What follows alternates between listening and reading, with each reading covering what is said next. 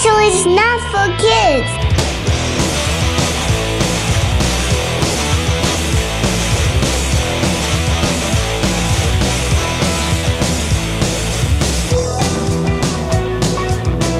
Where are you all located? Yeah, so we're in Boise, and you're near or around the Seattle area, is that right? That's or right, yeah.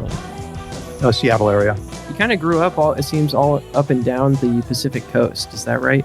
Yeah, when I was 12, maybe, we moved to Eugene, Oregon, and then when I was in high school, we moved to Portland, Oregon, and then my adult life, most of it has been in Seattle.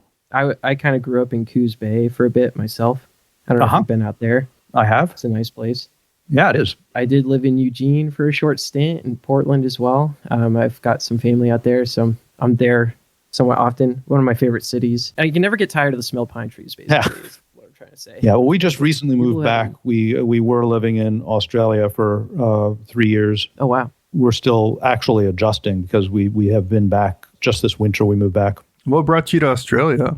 I've got some 8-year-old twins and wanted to give them a taste of some other part of the world, and I hadn't been there. And so it was just basically seeking adventure and sunnier climes. Nice. Pretty cool. I think 3 years is like good wave, a good period. All right, Richard, who are you?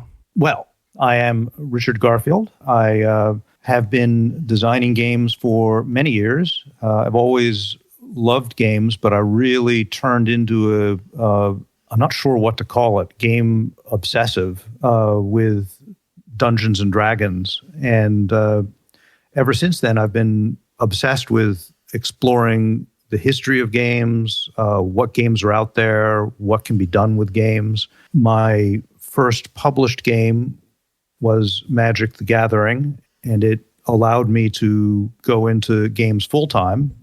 Previously, I had regarded it as a hobby I took seriously, but I wasn't planning to earn my living with that. I was actually planning to teach mathematics.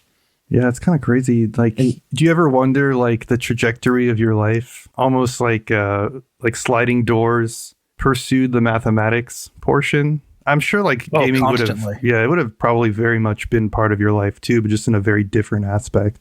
Yeah, absolutely. Without Magic, I don't know what would have happened. I really liked the academic life. I liked it in part because it gave me the freedom to pursue my own interests, which were largely games. And I like mathematics because they have such a good overlap with games. Right.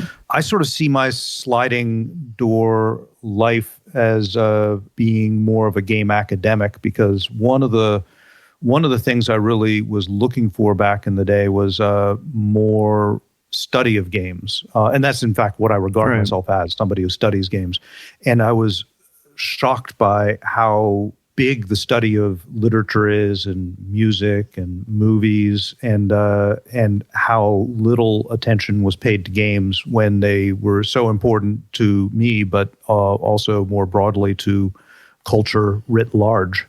Mm-hmm. Mm-hmm. Yeah, we've definitely delved our fair share into kind of like the concept of gaming outside of the actual games that we play, and that's something that's quite a bit recurring on the show. We've been reading characteristics of games. We did kind of a little book club. How's that going for you? We just finished, yeah. We kind of coincided the last chapters with you coming on, and so it's been a lot of fun. I think there's definitely some lexicon that's been added to our vocabularies that really enables us to speak to things that we already kind of knew but didn't know how to talk about. And it's been a really fun experience. So thanks for making it.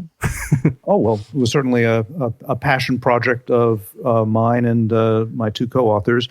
Yeah, the reason we did that was because it felt like there was so little lexicon available, and it was used so inconsistently. It was a lot of fun, very exciting back in the 90s to really be thinking about these things with fresh eyes and figuring out how best to talk about games and game critique. And we tried to put, part of putting that book together was agreeing that we weren't talking about what made a good game or a bad game, or tried to avoid making judgments on games in general, but instead to talk about the consequences of particular design decisions and particular elements of games. Yeah, I think we noticed that in particular because on Board Game Geek, I happened to notice that you're no stranger to criticizing take that mechanics. And in the book, I think take that mechanics and like the chip taking thought exercise, stuff like that come up, but they're presented very neutrally as opposed to you just inserting your opinion. Like, I think if you made a game this way, it would suck. And so often when I have an opinion about a mechanic, there's so many exceptions to it. And you also have to always respect the audience that enjoys whatever it is. You might think Monopoly is a bad game, but then there are a lot of people who love Monopoly. And so then you have to ask yourself, why do they love it? And you can get off on really into the weeds and start taking, well, it's totally cultural, or it's because they haven't seen this. But if you really think about it seriously, you can find some things that are very that the audience really does like about that game and its design. And this is true in general. If there's an audience that loves it, it's your responsibility, I think, as a designer and certainly as somebody who studies games to figure out why it is that is liked. Mm-hmm. Absolutely. Just yesterday on Reddit, there was a post, and the post was along the lines of definition of a good board game. And they had like 4 things listed. I found myself, as I was responding, like personally or generally, but I just found myself thinking about the article that you wrote in conjunction with Magical Athlete of like, yes, these things are generally considered in the modern cultural sphere of design to be like things that you shouldn't put in your games. But is that really the case? You talk about like roll and move and player elimination and things like that. That was ringing in my head as I was furiously responding to this Reddit post that probably no one is going to see anyway, but we should approach these things in terms of how they influence the game versus whether they're quote unquote good or bad. I think it can be very unhelpful defining what is good and what is bad in design. I mean, that's kind of like you show. I find it useful to always look at analogies and think about, well, if you were talking about literature or about art or about music, what exactly is your list of what makes music good? Mm-hmm. What are your 4 bullet points there? And why is that something you can't do with music, but you feel entitled to do with games? Yeah. Mm-hmm. Yeah. A lot of that, I think, is just people haven't really been talking as much and for as long about games in the same way that they talk about music. This is very much a recent thing. I think it's very exciting, but we're falling into a lot of the pitfalls that we've already fallen into with other media. And it's just kind of the growing pains as the discourse gets more mature. To your point, like, why do we talk about this differently? I think it's because it's younger. I think that's probably true. It's just kind of funny. Like, I feel like we just got out of this with video games. And here we are in board gaming, and we have to reevaluate or have the same conversations again. Yeah. Mm-hmm. Well, I mean, back in the 90s, one of the things I was really looking for was more critique in games. And it's become apparent to me that you have to have there's this balance of critique really does help a medium grow, but at the same time, it can be limiting. And so balancing that critique with open-mindedness and sort of flexibility with whatever rules you put on and viewing those rules as guidelines or, creating categories within your medium that are guided by that rather than saying that all games have to follow these rules. Instead, this is our definition of Eurogame, or this is our definition of a sport. I don't know. Characteristics is probably going to come up here and there as we talk about other things. But Tom, I realized we didn't introduce the show. So you want to do that real quick? You're going to have to fit it back in maybe. No, let's just leave it. Okay. Welcome to Shelf Stable, a podcast celebrating board games that have stood the test of time. I'm your host, Kenny Katayama.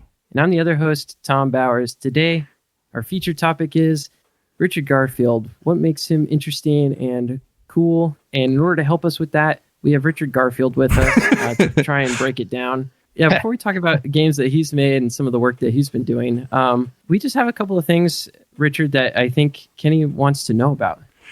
Putting peanut butter in your coffee to see how it complements things. You're a big peanut butter fan. Tell us about how that happened. Wow. Yeah, no, I did not see that coming. Yeah, I've grown to like peanut butter more and more over the last maybe 5 years. And part of that was moving. We lived in Australia for 3 years.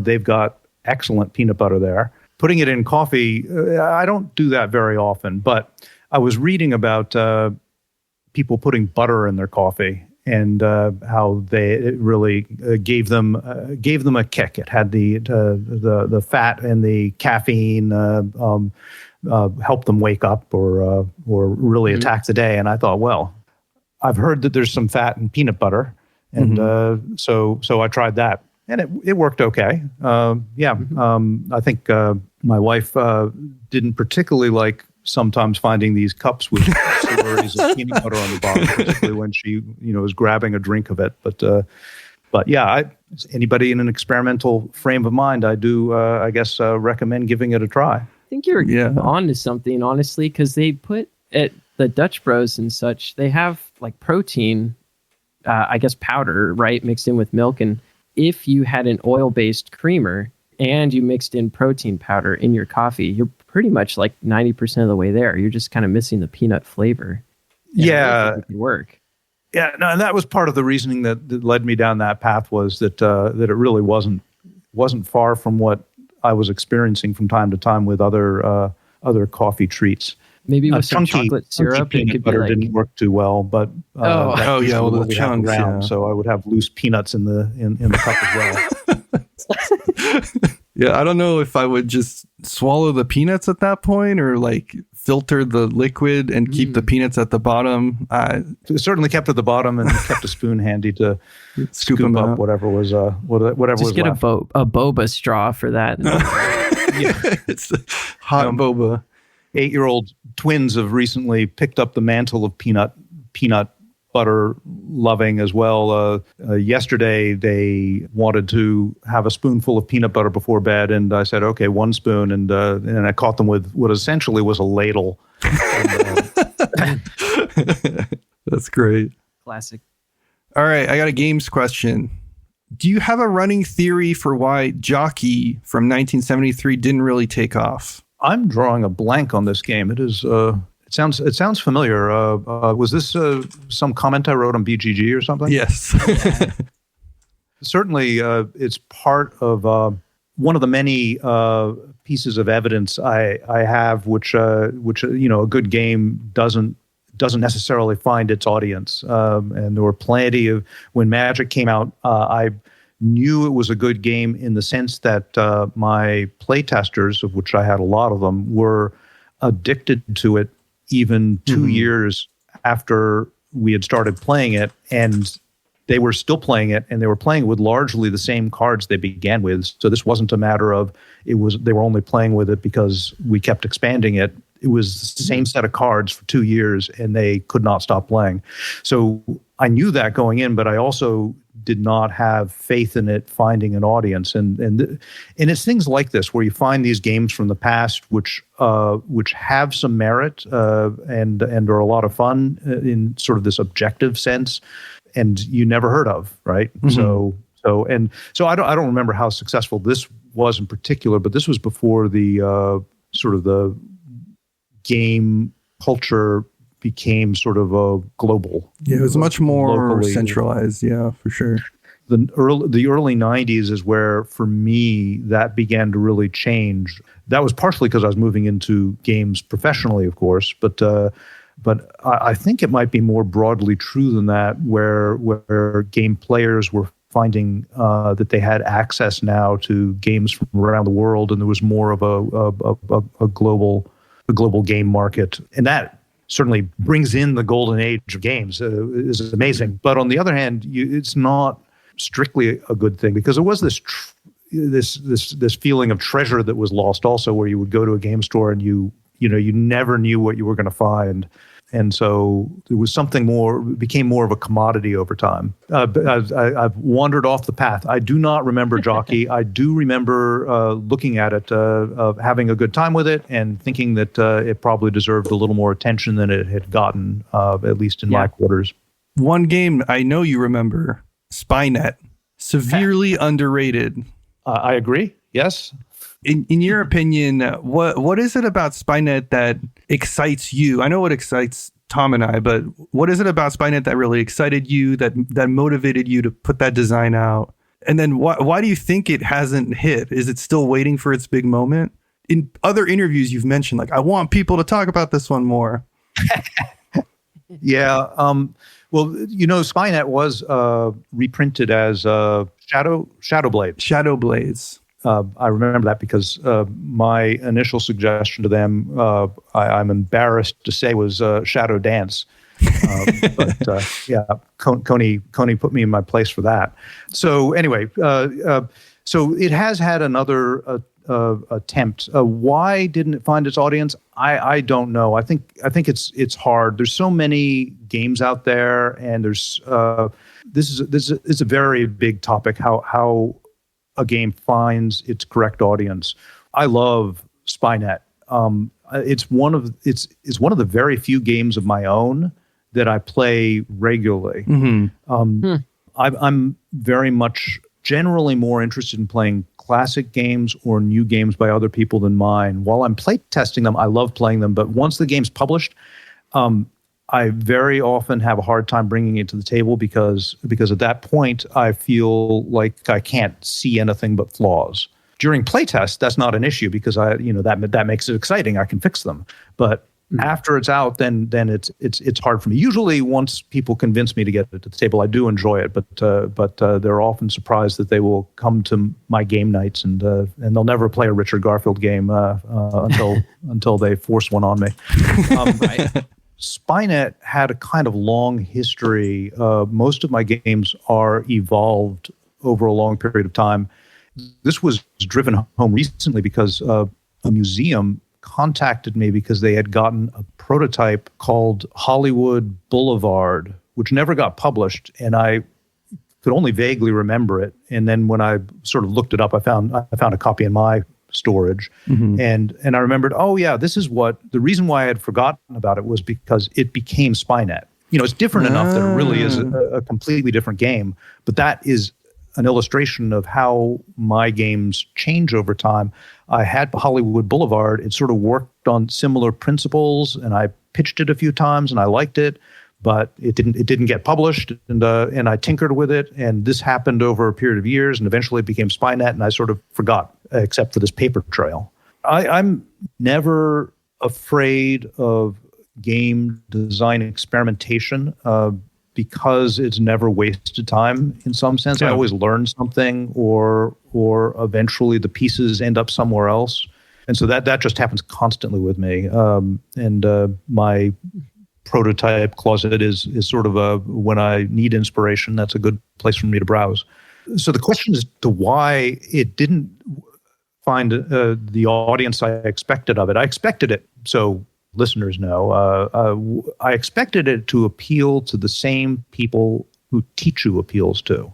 Right. And Tichu definitely had a sort of a following that got a lot out of that game. Still does, yeah. And it's a delightful game. I think there were a number of things that worked against it. One, which always surprised me, I guess it doesn't surprise me anymore, but it surprised me a lot at the time, was that people viewed it as being a 2v2 game and that it wasn't worth playing with 1v1. And the reason that surprised me is because it was designed as a 1v1 game. When, as I said, I play it, that's probably the only game of mine that I play regularly. And I always play it 1v1. I think 2v2 is great. I have a lot of fun with it, but I just, Tom, I think you've played it primarily 1v1, right? Yeah, there definitely is a vibe in the rules as written that it feels as if 1v1 was your intent. That's what I took away, either from the rules or from Board Game Geek forums.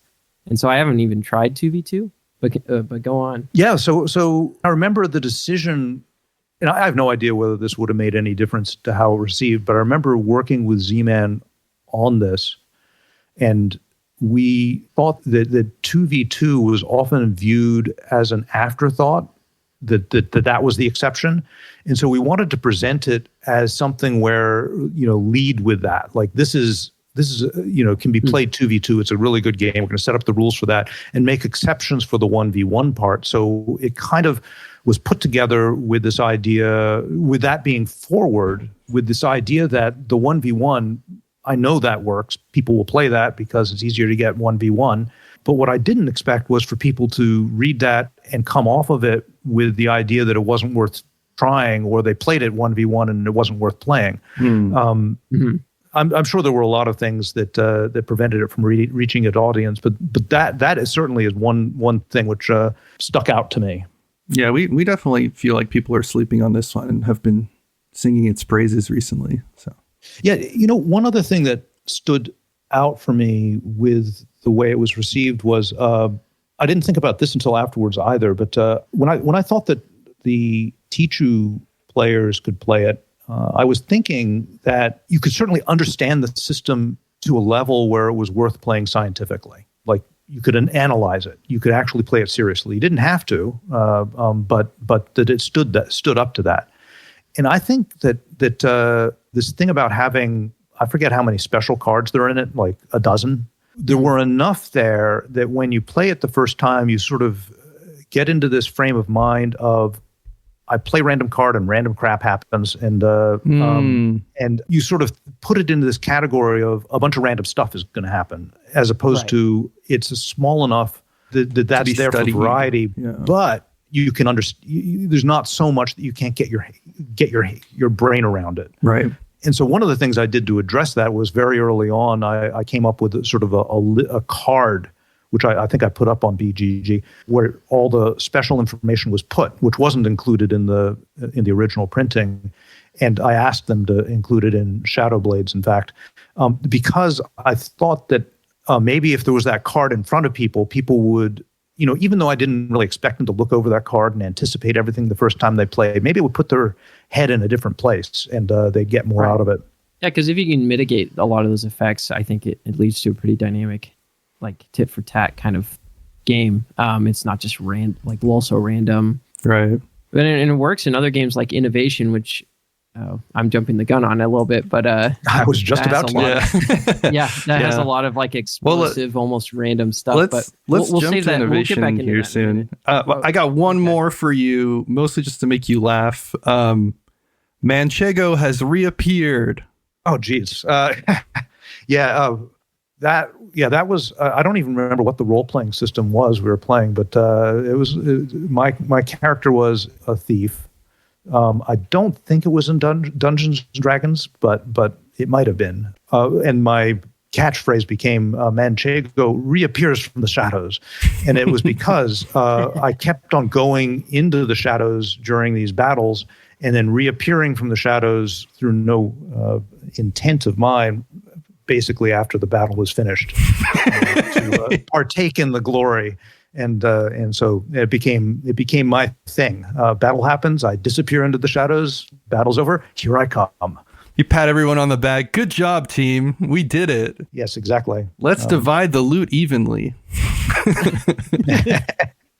Oh, that was exciting. When I found that tidbit, I got quite a chuckle out of it. I shared it with my wife, and I was like, "Oh, this sounds like something you would do."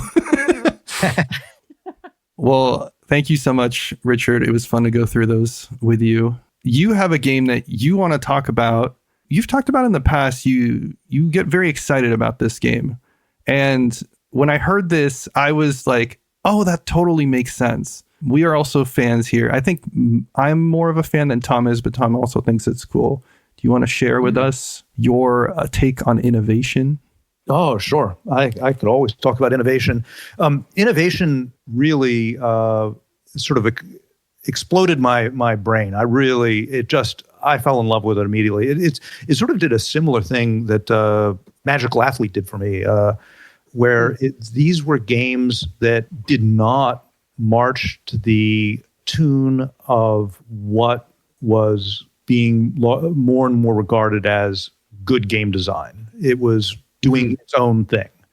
And it shows how, when you look at a game like this, it shows you sort of how much you leave on the table when you adhere too closely to whatever standards you think you should be following.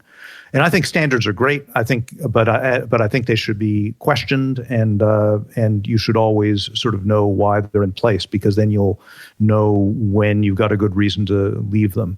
So innovation it's a card-driven civilization style game where you build up your civilization over time.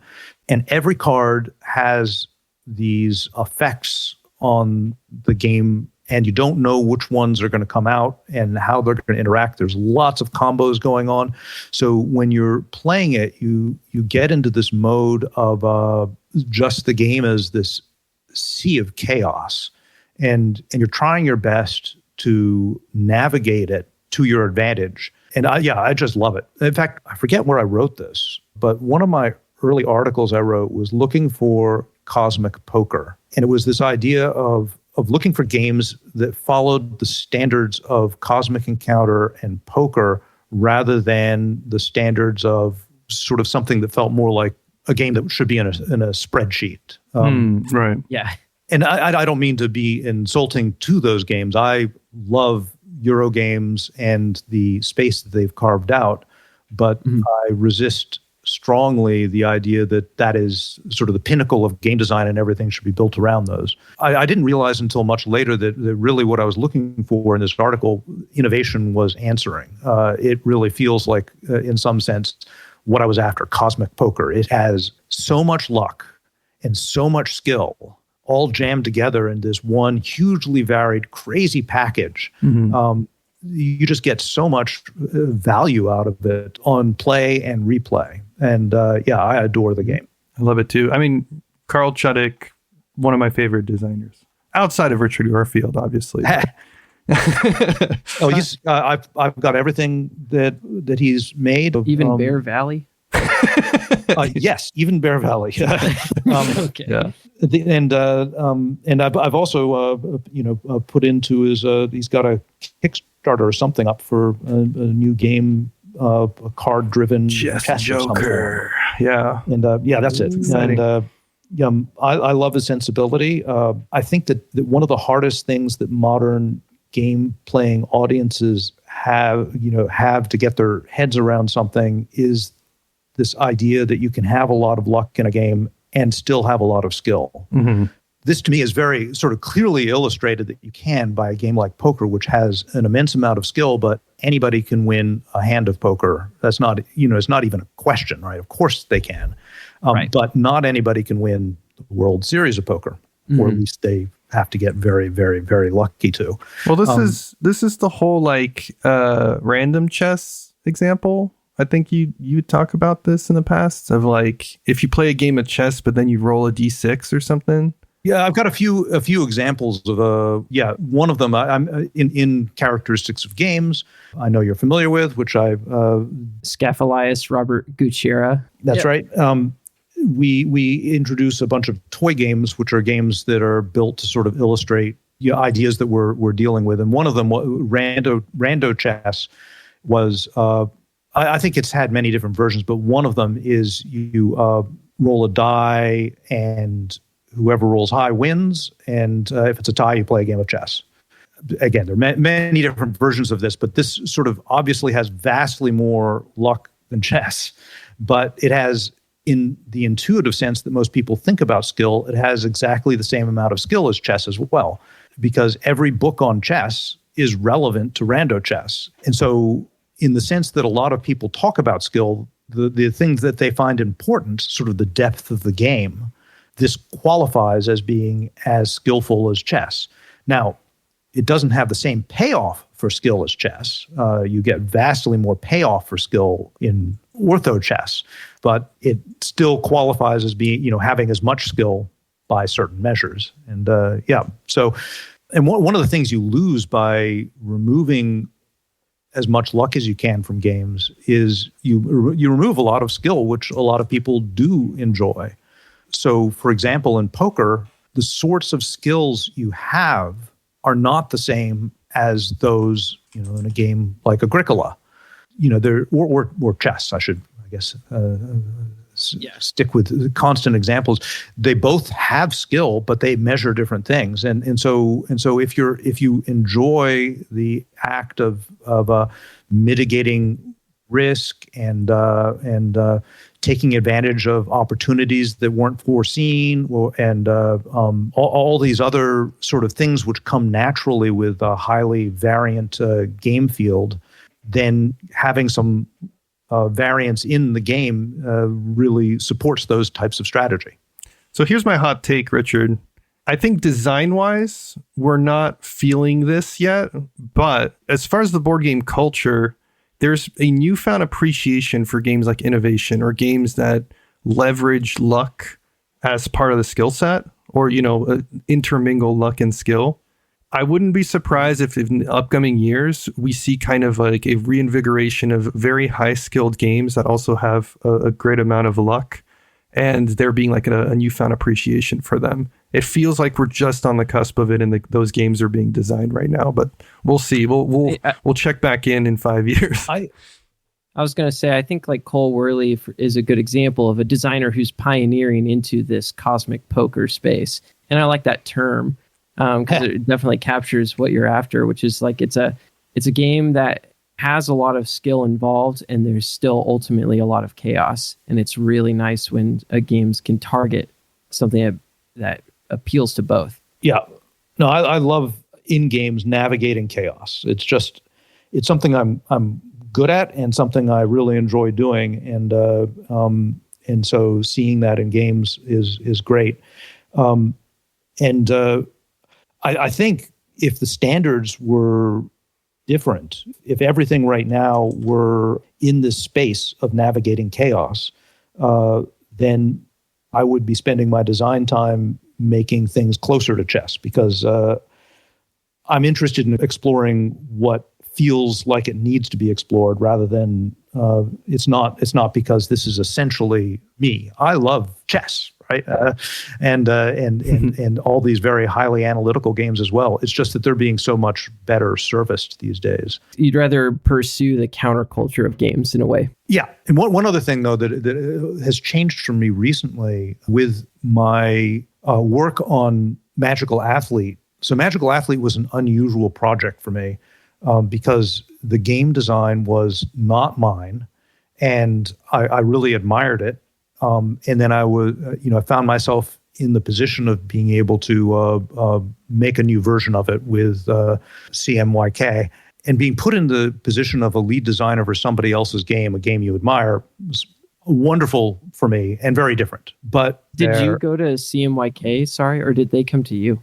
They came to me, and they came to me partially because I was writing about the game and trying to track down the designer, which was much harder than I expected. And I wanted to track him down basically just to thank him for the game, because it's seen so much play in my family, and it was being with my young twins, was finding a new audience, and I was appreciative of that, and I wanted to tell the author how much his work had meant to me. And then in the process of working on it, I realized that I was overselling this idea that the games had to be like, I've spent a lot of time and effort fighting the idea that having a lot of luck means there's no skill or little skill. And I realized that I had made that too big a part of my design principles in these regards. And I realized that it was okay to have a game which didn't have a lot of skill, just had a lot of chaos. There were a lot of people who just like to watch what happened. I think that's been kind of a blind spot of mine. I think I've known about it for a long time, but it's been working on this game has made it so that it became more than lip service. I don't think there's a lot of skill to Magical Athlete. I do think that a player who likes skillful games can find things to chew on with it, and sure. but that isn't what the essence of the game is, and that's okay. Having a game where it's just fun to watch, there are some things to think about, but that's not necessarily the central thing about the game. But it sort of tells this story in some ways, it's like spectating sports. There's a lot to love about spectating a sport you're familiar with and sort of watching how it goes, but you don't have any real influence on it. People construct these fantasy influences they have, but it's really, in some ways, they're experiencing the same sort of thing which I experience in playing Magical Athlete, where I've got some input, but a lot of it is just me watching and rooting for certain racers. Yep. Absolutely. Yeah. I could probably learn to set my own ego aside when it comes to that game, because I found myself just frustrated by being in last place pretty much every time. Yeah, you got to just ride the vibes, Tom. Yeah, I know. It works a lot better for me when I'm inebriated, I'll be honest. Though I should say that doesn't, of course, mean that, a game like Magical Athlete is for everybody. It's just right. that it has an audience that will love it. And and that having a place for these people who want a game like that, it seems like that there should be a place for that. Oh, 100% agree. Yeah, absolutely. Okay, well, normally there'd be some moment somewhere in here where I'd say like time to get into the real meat and potatoes and blah blah blah. But I'm just gonna skip over that because the conversation's been flowing. But there was something kind of critical that I've been waiting on, so I want to get into that, which is Netrunner. Me and Kenny actually would not know each other if it had not been for that game. Yep. Now, ultimately, we met each other because of Android Netrunner, which I know came a long time after your design. But I think it's kind of interesting, or it's fascinating to me how it's come full circle that we've got you on the show.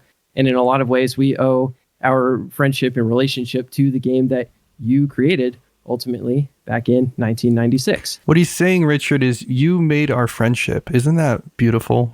Well, I love how games in general bring people together. They're a very community-based thing, and sort of it is always wonderful to hear when friendships are forged through games. I really do think that game kind of transcends the typical experience of a board game. Of like, there's something very almost like divine about the design. I'm probably glazing it too much, but like, like when you play, you're just like, did somebody really make this? I don't know. Like, yeah, there was something about how everything kind of fits together. I know you try to stay humble with stuff like this, so we don't want to elevate you to like godhood or anything. That said, what I really, really want to know about the game that I could not seem to find anywhere. I listened to a lot of interviews you've done, tried to read articles. I even actually dug up photo scanned copies of the Duelist magazine. So I want to take you back to 1996, right? Chicago Bulls have a record-breaking season. They win 72 out of 80 games. Nintendo 64 comes out this Christmas. Independence Day drops that trailer where they blow up the White House, and everyone goes to see that movie, Will Smith. Spice Girls drop Wannabe. It's on the radio. And you're 3 years into Wizards of the Coast, Magic the Gathering, and you have to design the new Deckmaster system game, and you seem to come up with Netrunner. How did that originate? What was the impetus that led you to transform a sort of a niche factor of R. Talsorian's Cyberpunk into the card game that it was? What was the process? Wow. So when Magic first came out, as you mentioned, Deckmaster, which is not a term a lot of people know or use these days. But we saw trading card games as being potentially something like board games, where you didn't just have one, you had many. And to some extent, that's been true, but to a lesser extent than we expected, because people have less room in their lives for trading card games than they do for board games. Board games are much more encapsulated, and it just takes so much more effort building a community around trading card games. But we were learning all that at the time. We didn't really understand that. And when Magic came out, one of the first things I wanted to do, I very early on separated myself from the Magic design teams, except in an advisory position, because I could see that, first of all, Magic was going to need far more than just me. And second of all, that it could absorb my life. And I was interested in games in general, not games in specific. And I wanted to set some more flags in this territory, which we were exploring, of trading card games. And so the second game I did in that regard was Vampire: The Eternal Struggle, and then the third was Netrunner. And these games were chosen by our relationship with other role-playing game companies.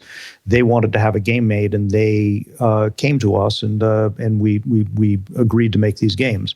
And each time I was trying to improve upon Magic, and basically explore it further, but also fix things that I saw as problems. Am I hearing correctly that Netrunner's jumping point was Magic, though? Because it almost feels like an independent design from it in terms of structure. No.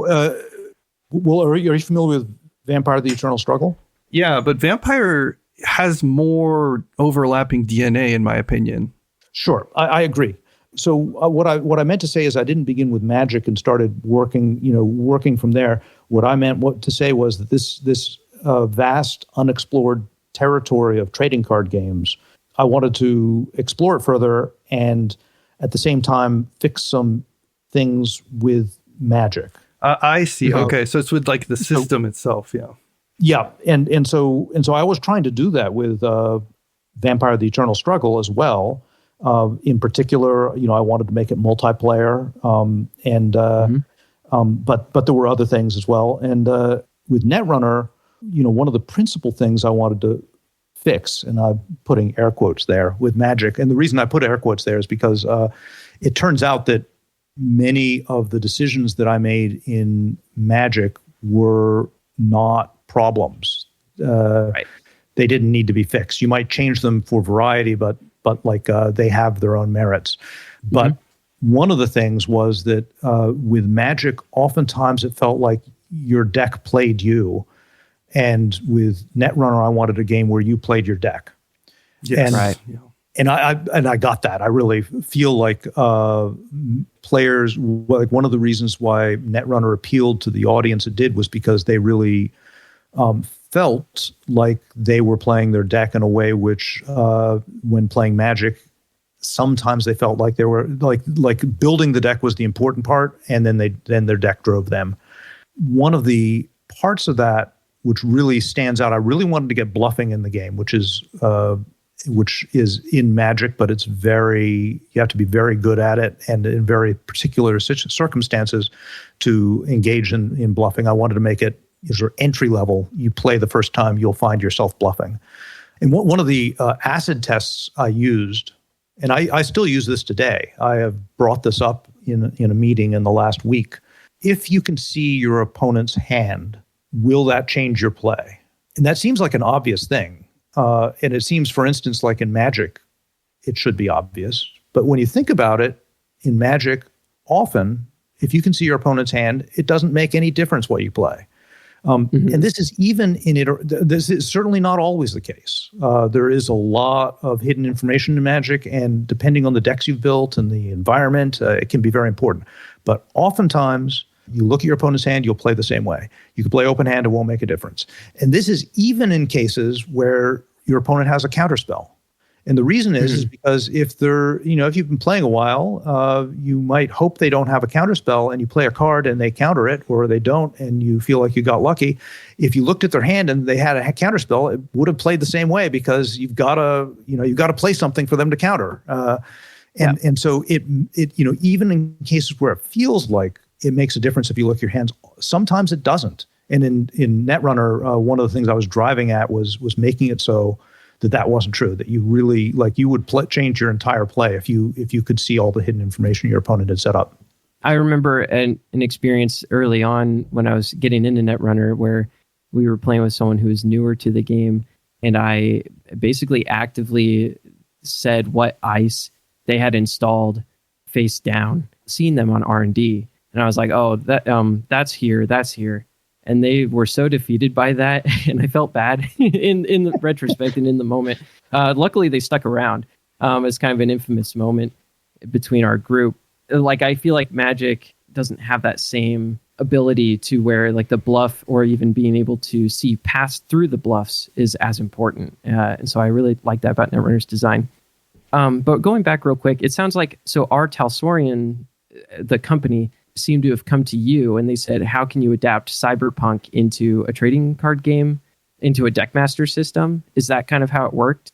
I can't actually say that for certain because the negotiation, the agreement to do this was done with other parts of the company. Lisa Stevens, in particular, was friends with. She had worked in other role-playing companies and had a relationship with a lot of them, and so she brought us the licenses and asked if we could do it, and we said, "Oh yeah, we'd love to do that." So, from my perspective, it was something that was sent down from Lisa.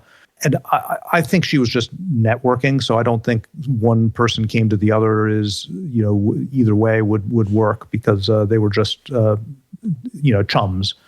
Yeah, you all fed into each other.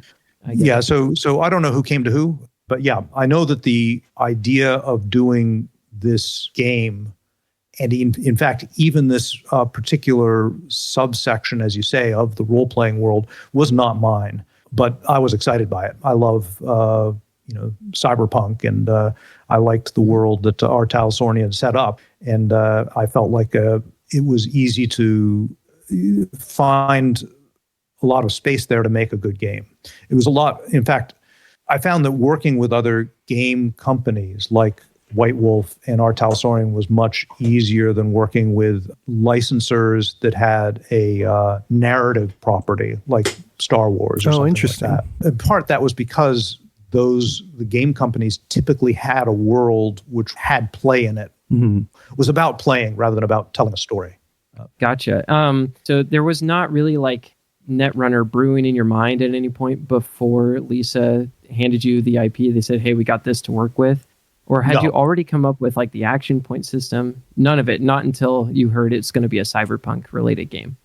That's right. And that came very early. Wow. I think we were talking about that even before Magic was published. We were sort of talking about other possible places to go. So a lot of different trading card game mechanics were brewing around in my mind, which I applied there. That goes back to what, as I mentioned earlier, that a lot of my design is evolutionary. And so I was tinkering with a lot of different designs. So there was stuff in progress before, but that's how it worked. Fascinating. I realize we're kind of out of time, so I don't want to hold you up if you really got to get going. I can give maybe 10 minutes.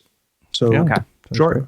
Yeah, you want to ask this one, Kenny, the Spices question? Yes. Spice 8 Rack had a question for you. It wanted to follow up on Bunny Kingdom specifically, because it feels like the Bunny Kingdom map was very deliberate in how things were positioned.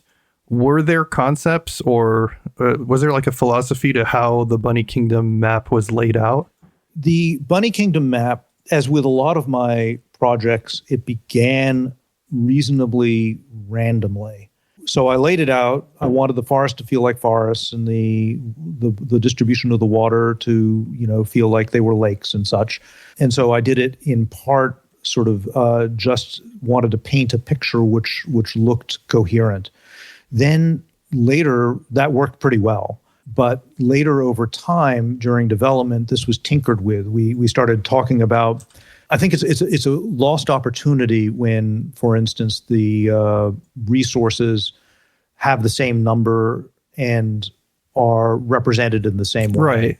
So we worked with making, so I tinkered it so that I had the fields, for instance, being kind of central, and I emphasized that a little bit, and maybe I forget what it is. Maybe there were the same number of all the resources, and then I would want to say, okay, we want to make this one of them a little lower, one of them a little. You need a pretty good representation of all of them, so you can't like make one of them very rare, but you sort of tinker with the rarity there, and played with the mountain ranges so that you had continuity but not too much continuity. So, like with a lot of my design, it was evolutionary. I threw down something and it worked more, and it worked pretty well, and then I tinkered with it till I got what I liked. Yeah, actually, one of the things we worked with that, they'll probably find this part interesting, was I worked with a modular map system for a bit, partially because that's super cool when you get a modular map.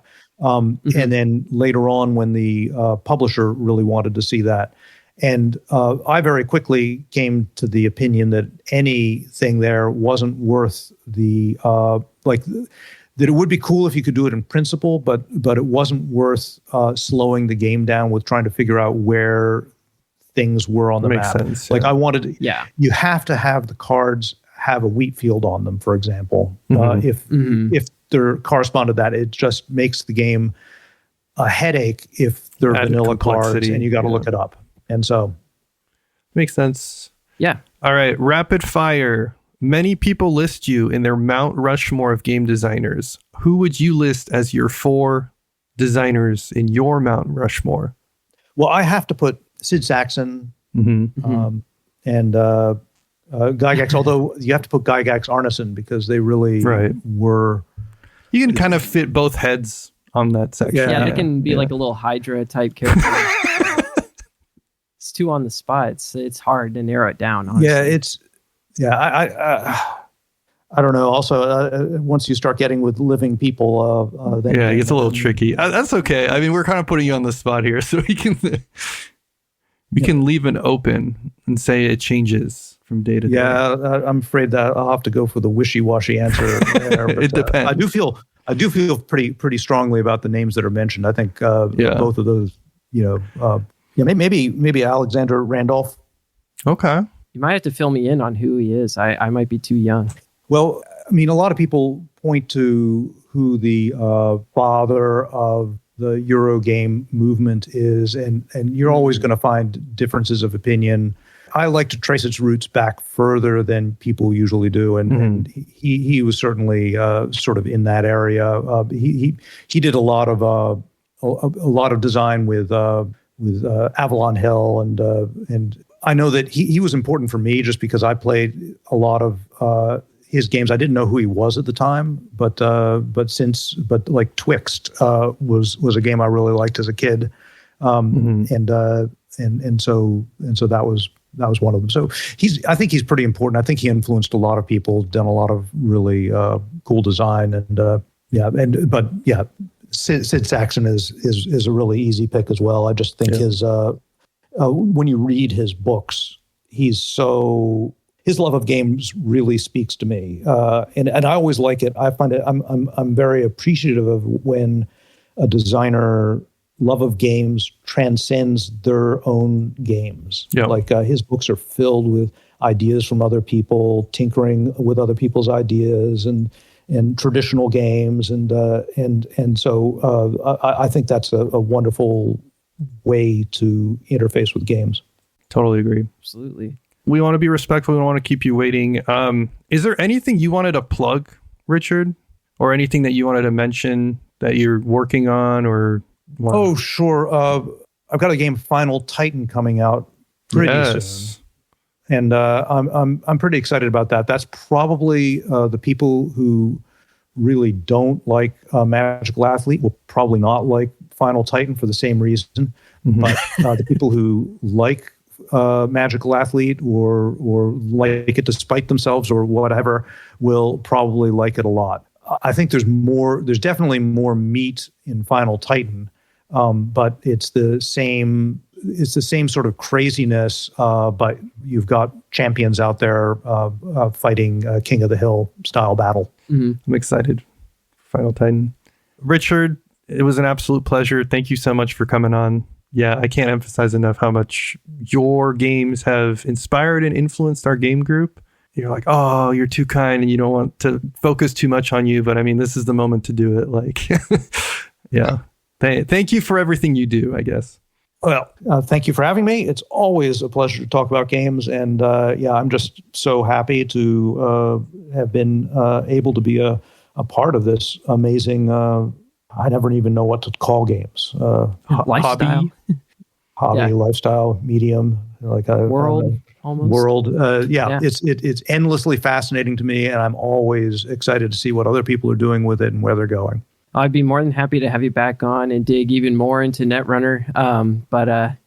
There's so many things I am curious about what it was like designing the early trading card game, because I mostly only played the living card game, so it was a very different experience from. Oh yeah, no, it'd be fun to talk about the difference. Certainly ping me whenever you like. We can set up another time. That's going to do it for this week's episode, I think. Thank you so much, everybody who listened to that. Thank you, Richard, for being on. And I want to shout out Bonehouse for letting us use your song Rot as our opening theme. That was really cool. You already said it, Kenny. What a legend. Legend. If you're loving the cast, share with a friend on Reddit, on BGG. You can also reach out directly at shelfstablecast@gmail.com. All this and more available in the show notes. And if you like what we're doing and want to make more of it happen, consider subscribing on Patreon. You'll get bonus content and Discord. Tom, next week is a certain holiday that we don't typically goof off on this show. We're very serious boys, but we're going to be goofing off next week. We'll just leave it at that. Yeah, I think a little bit of silliness is in order next week. Yeah, all the people that are forgetting about April Fools are going to be like, oh, shoot, I got to be on the ready. Somebody's going to get me. Body. Yeah, this is good. We're doing a service by reminding people. Well, we'll see you then. Bye, y'all.